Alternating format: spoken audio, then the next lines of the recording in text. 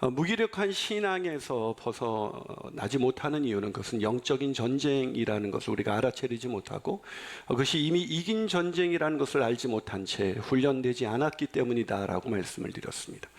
지난주에 그렇게 설교를 했지만 여전히 한 집사님이 저에게 이렇게 고민을 털어놓더라고요. 목사님, 제가 지난주 말씀을 듣고 큰 은혜를 받았는데 이번 주에도 영적인 전쟁에서 저는 또 쓰러지고 말았습니다.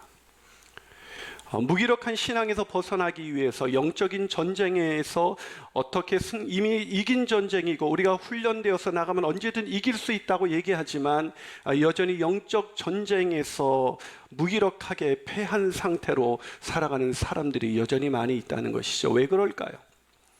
지난주 소개했던 그 클린턴 E. 아놀드는 영적 전쟁이라는 책에서 그 이유를 이렇게 말을 해줍니다. 순진한 방식으로는 결코 악한 자를 대적할 수가 없다.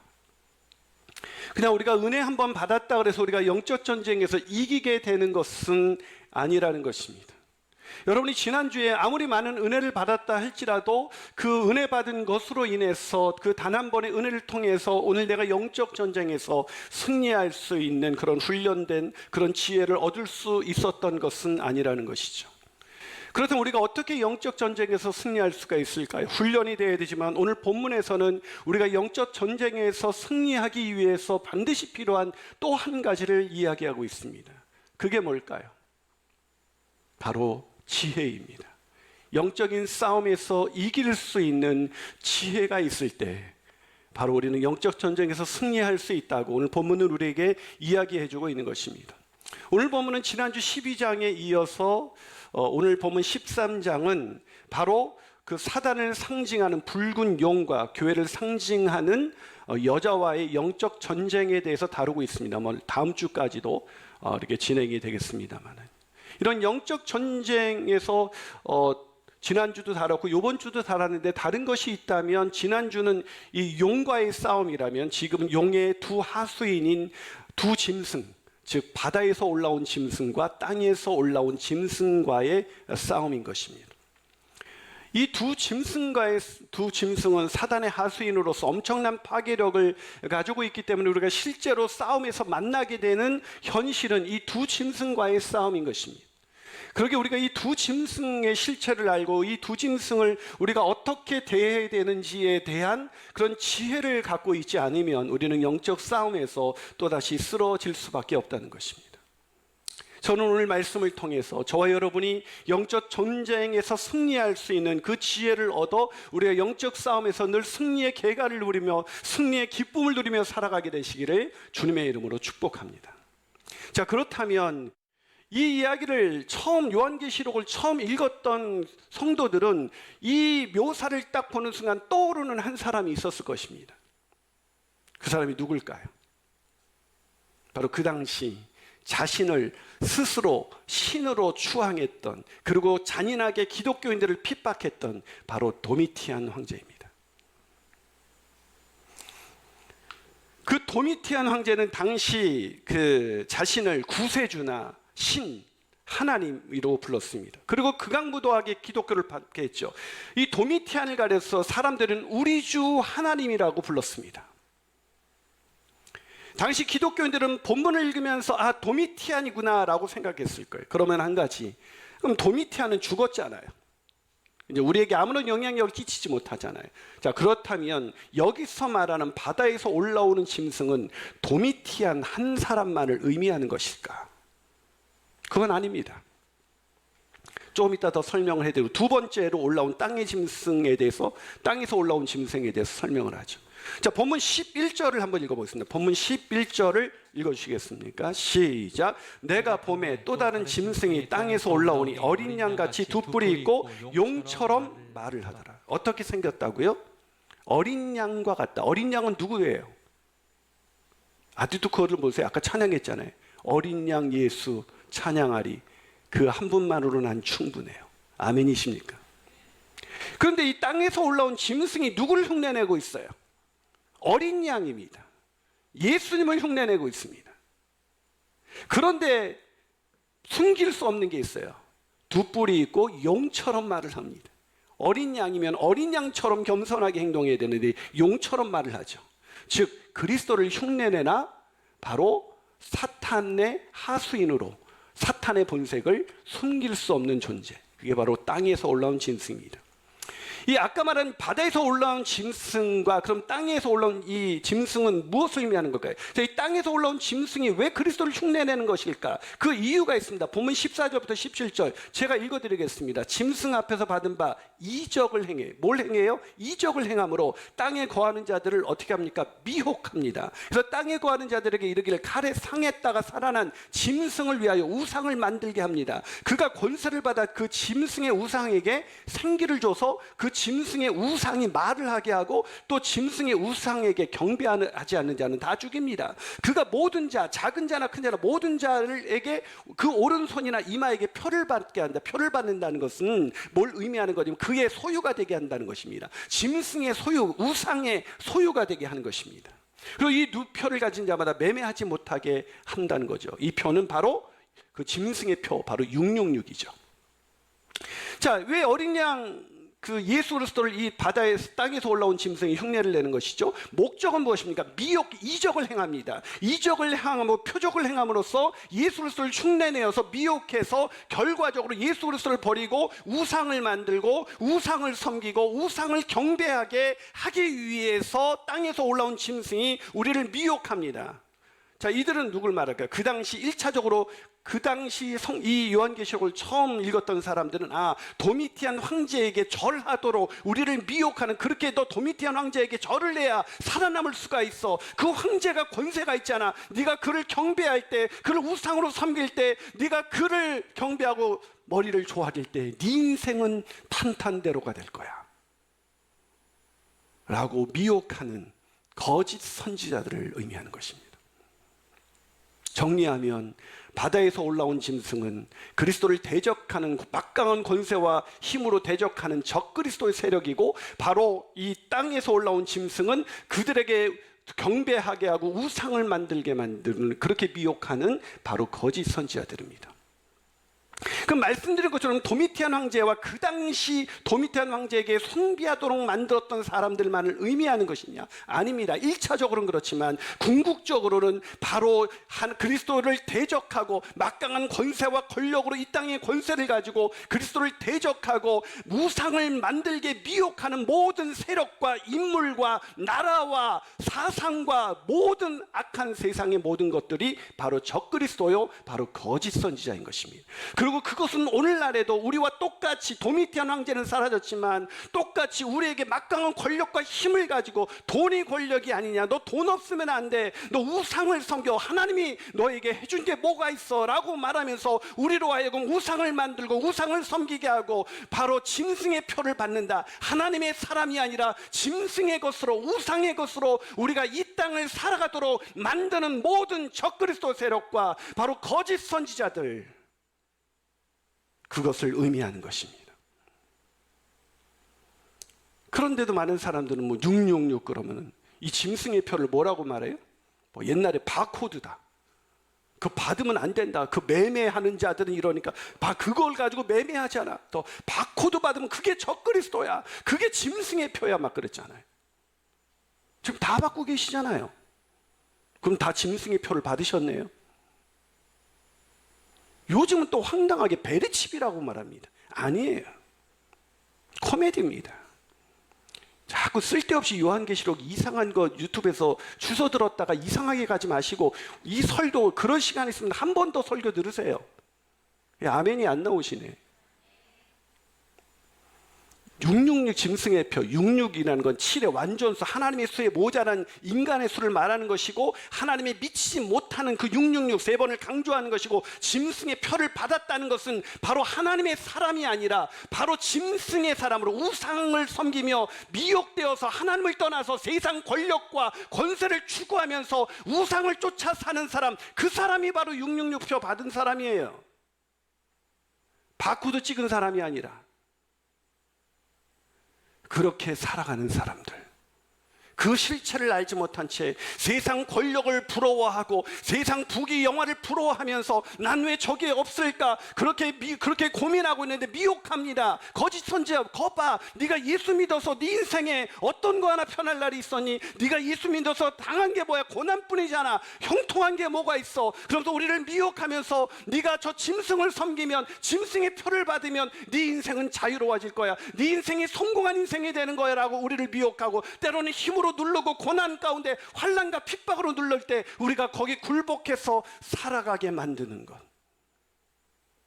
그것이 바로 영적인 싸움이에요. 오늘도 여기저기서 주식해서 엄청 올랐다, 해가지고 막 올랐다, 저기저기서 막 그런 소식이 들려올 때 여러분, 우리 마음이 흔들리지 않습니까? 난 왜 이렇게 바보같이 살았을까? 난 예수 만나서 그냥 이렇게 바보같이 이런 시간을 보냈을까라는 생각이 밀려오지 않으세요? 영적인 공격입니다. 그런 사단의 실체에서 눈멀어 살아가지 않게 되기를 주님으로 축원합니다. 그것을 얻는 것이 성공, 세상의 권세와 권력을 얻는 것이 성공이고 그것이 만족한 인생이라면서 그런 거짓말에 속아 넘어가지 않기를 바랍니다. 그것을 위해서 인생을 허비하지 않게 되기를 바랍니다. 그 실체를 깨달으십시오. 사단과 그 하수인이 보여주는 세상 권세와 권력과 부귀 영화는 영원한 것이 아닙니다. 그것은 결코 우리의 영혼을 만족시킬 수가 없습니다. 그 실체와 그 거짓 때문에 헛됨을 깨닫고 오직 하나님의 나라와 하나님의 영광과 하나님을 위해서 살아가는 저와 여러분이 되시기를 주님의 이름으로 축원합니다. 한 발 더 나가서 영적인 전쟁을 승리로 이끄는 두 번째 지혜는 뭘까요? 그것은 세상 시류를 따르지 않도록 깨어 있어야 한다는 것입니다. 세상을 따라가면 안 돼요. 오늘 본문 1절과 3절을 한번 읽어보겠습니다. 있습니다. 시작. 내가 보니 바다에서 한 짐승이 나오는데 뿔이 10이요 머리가 7이라. 그 뿔에는 10 왕관이 있고 그 머리들에는 신성 모독하는 이름들이 있더라. 내가 본 짐승은 표범과 비슷하고 그 발은 곰의 발 같고 그 입은 사자의 입 같은데 용이 자기의 능력과 보좌와 큰 권세를 그에게 주었더라. 그의 머리 하나가 상하여 죽게 된 것 같더니 그 죽게 되었던 상처가 나음에 온 땅이 놀랍게 여겨 짐승을 따랐다. 여러분, 바다에서 올라온 짐승, 적그리스도를 누가 따랐다고요? 온 땅입니다. 모두가 그것이 옳은 길이라고 말하고 있습니다. 모두가 그것이 성공한 길이라고 말하고 있습니다. 그 모두가 그것이 영적으로 승리한 길이라고 말하고 있습니다. 게다가 그 누구도 침범할 수 없는 권세와 권력이 있습니다. 사랑하는 여러분, 안 따를 재간이 있겠습니까? 그리스도인들이 왜 이런 말을 하세요? 제가 그리스도인답게 살라고 말한 목사님, 그건 성경에나 있는 말이죠. 어떻게 우리가 이 세상 살면서 그렇게 살 수가 있겠습니까? 라고 말을 하는 분들이 계셔요. 안타깝습니다. 세상 시류를 따라가는 것, 그래서 세상 시류를 따라서 세상에서는 성공할 수 있을지 모르지만 그게 바로 가장 큰 실패입니다. 영원하지 않은 것을 위해서 영원한 것을 버리는 가장 비참한 실패. 사랑하는 여러분, 오늘 세상 부귀영화를 가진 이 적그리스도는 뭐라고 되어 있습니까? 죽게 되었던 상처가 났어요. 예수님을 흉내내죠. 죽음을 이기시고 부활하신 주님처럼 죽게 된 상처가 나왔습니다. 와, 예수 만나지 않아도, 예수 내가 쫓아가지 않아도 이 적그리스도, 이 우상 짐승을 따라가면, 짐승에게 속하면 내 인생은 나도 저렇게 죽음을 이기고 승리할 수 있을 거야 라는 생각을 하도록 엄청나죠. 여러분, 오늘 본문 3절뿐만 아니라 8절 뒷부분은 이렇게 말합니다. 이 땅에 사는 자들은 다 그 짐승에게 경배하리라. 오늘 본문 8절 전체를 한번 볼까요? 읽어보겠습니다. 본문 8절 전체 시작. 죽임을 당한 어린 양의 생명책에 창세 이후로 이름이 기록되지 못하고 이 땅에 사는 자들은 다 그 짐승에게 경배하리라. 누가 짐승을 따르고 경배한다고요? 이 땅에 사는 사람들, 이 땅에 사는 사람들입니다. 그 이 땅에 사는 사람들이 어떤 사람들이에요? 죽임을 당한 어린 양의 생명책에 기록되지 못한 사람들입니다. 다시 말해서 구원받지 못한 사람들, 예수님의 십자가가 그에게 아무런 영향력이 없는 사람들, 예수가 구주요 주님이 아닙니다. 교회는 다니지만 여전히 그는 짐승의 표를 받아서 우상을 만들고 우상을 쫓고 세상 권력과 권세를 쫓고 세상 부귀영화를 쫓아가는 그런 사람들, 참 어린 양의 그 보혈로 인해서 그 어린 양의 생명책에 기록되지 못한 그 땅에 사는 사람들, 그 사람들은 짐승을 따랐습니다. 사랑하는 여러분, 그렇다면 저와 여러분의 오늘 가장 중요한 질문은 이것입니다. 저와 여러분은 어린 양의 생명책에 기록되어 있습니까? 어린 양의 생명책에 기록되어 있다면 우리는 마땅히 그 권세와 권력을 두려워하지 않고 그 이적과 기적을 행하면서 하는 미혹에 흔들리지 아니하고 그 시류를 따라가지 아니하고 오직 주님만 따라가는 인생, 오직 십자가를 따라가는 인생, 주님이 걸어가신 고난의 길을 걸어가는 인생, 그런 인생이어야 하는 것입니다. 그런 인생을 살아가게 되시기를 주님의 이름으로 축원합니다. 마지막으로 영적인 전쟁을 승리로 이끄는 지혜는 무엇일까요? 그것은 전쟁이 끝날 때까지 믿음으로 인내해야 한다는 것입니다. 뭐 해야 된다고? 믿음으로 인내해야 된다. 여러분 본문 9절과 10절 한번 같이 읽어보시겠습니까? 여러분 한번 읽어주시겠습니까? 시작. 누구든지 귀가 있거든 들을지어다.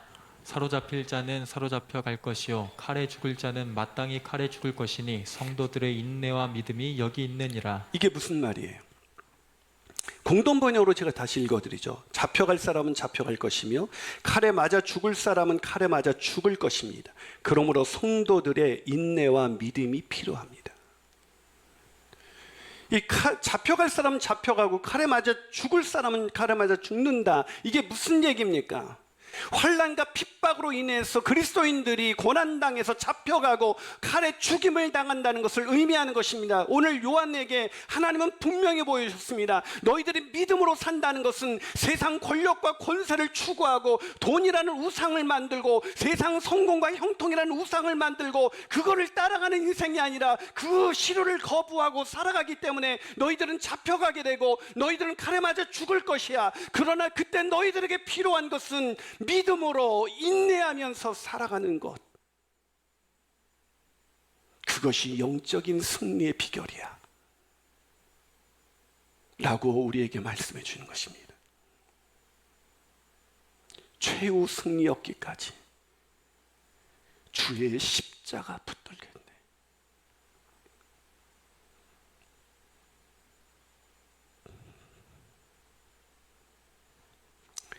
사랑하는 여러분, 믿음으로 승리한다는 것은 내가 기도해서 병이 낫고 내가 기도해서 사업이 잘 되고 기도해서 아이들이 원하는 대학에 척척 붙고 기도해서 모든 것이 형통했을 때가 아닙니다.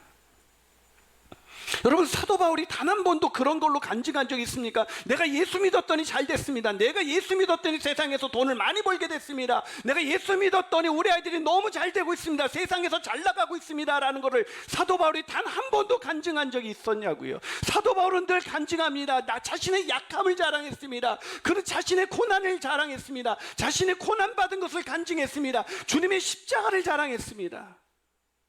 단 한 번도 예수 믿어서 기도했더니 이렇게 세상에서 형통케 되었습니다라는 것을 자랑한 적이 없습니다. 근데 그건 오늘날 교회는 그걸 자랑합니다. 오늘날의 성도는 그걸 자랑합니다. 네, 물론 저는 오해하지 마십시오. 우리가 이 세상에서 먹고 사는 것, 병이 낫고 건강이 하나님의 은총입니다. 우리가 세상에서 잘 되는 것은 하나님의 은총입니다. 하나님의 축복입니다. 그러나 적어도 우리는 그걸 추구하며 살아가지 않습니다. 살아도 주를 위하여 살고 죽어도 주를 위하여 죽는 것이고, 가난하게 하시든지 부하게 하시든지 그것은 나에게 상관없는 일이고, 오직 내가 원하는 것, 하나님의 나라와 의를 위하여 오늘을 살아가는 것, 짐승의 표를 받지 아니하고 주님의 십자가를 따라가는 것, 그것이 바로 영적인 승리이고, 그 사람이 바로 하나님의 나라에 입성할 때 십자가의 의의 면류관을 받아 쓸 수 있는 사람인 것입니다. 우리가 이 세상에서 잘 먹고 잘 되고 이 세상의 권력과 이 세상의 이 우상에게 아부하면서 살아서 우리가 이 땅에서 잘 된다 할지라도 그 사람은 실수할 수, 그게 기독교를 믿는 신앙을 가진 이유라면 그 사람은 결국 실망할 수밖에 없습니다. 좌절할 수밖에 없습니다. 누구나 다 병들게 되어 있으니까요. 누구나 다 결국 모든 걸 잃어버리게 되어 있으니까요. 누구나 결국 이 세상을 떠나게 되어 있으니까요. 이 세상에서 잘 되고 잘 되는 것이, 잘 먹고 잘 사는 것이 내가 예수를 따라가는 이유라면 예수 따르다가 실망할 것입니다. 교회 나올수록 위로받을 수 없을 것입니다. 그러나 내 인생의 목적이 이 땅이 아니라 저 영원한 나라, 하늘나라, 그 나라에서 주와 함께 영원토록 승리의 기쁨을 만끽하면서 영생을 누리는 것이 우리의 삶의 인생의 목적이고 그것이 내 가치이고 그것이 내 행복이라면 우리는 이 땅에서 고난을 당해도 담대하게 믿음으로 끝까지 인내하며 살아갈 수가 있을 것입니다. 믿음으로 인내할 때마다 자기가 초라하다고 느끼는 것이 아니라 내가 승리자라고 말씀하시는 성령의 세미한 음성을 듣고 오늘도 승리의 개가를 부르며 다른 사람 부러워하지 아니하고 우상을 섬기며 잘 되는 사람 부러워하지 아니하고 오늘도 믿음의 길을 굳건히 걸어갈 수가 있는 것입니다. 그런 길을 걸어가는 저와 여러분이 되시지 않겠습니까? 사랑하는 여러분, 누가 영적 전쟁에서 승리할 수가 있습니까? 환난과 핍박 중에서 믿음으로 인내하는 사람, 우리를 미혹하는 악한 영들을 분별하며 지혜롭게 사는 사람, 믿음으로 인내하면서 세상 부귀영화를 포기하면서 살아가는 것이 가장 큰 축복임을 알기에 이 세상의 헛된 권세를 탐하지 않고 하나님의 나라를 위하여 고난의 길을 걸어가는 사람, 그 사람이 영적으로 승리한 사람이라고 말하고 있습니다. 그런 사람들에 대해서 히브리서 11장 36절과 37절은 이렇게 증언합니다. 또 어떤 이들은 조롱과 채찍질 뿐만 아니라 결박과 옥에 갇히는 시련을 받았으며 돌로 치는 것과 톱으로 켜는 것과 시험과 칼로 죽임을 당하고 양과 염소의 가죽을 입고 유리하며 궁핍과 환난과 학대를 받았으나 이런 사람은 세상이 감당하지 못하느니라. 그들은 광야와 산과 동굴과 토굴에서 유리하였느니라.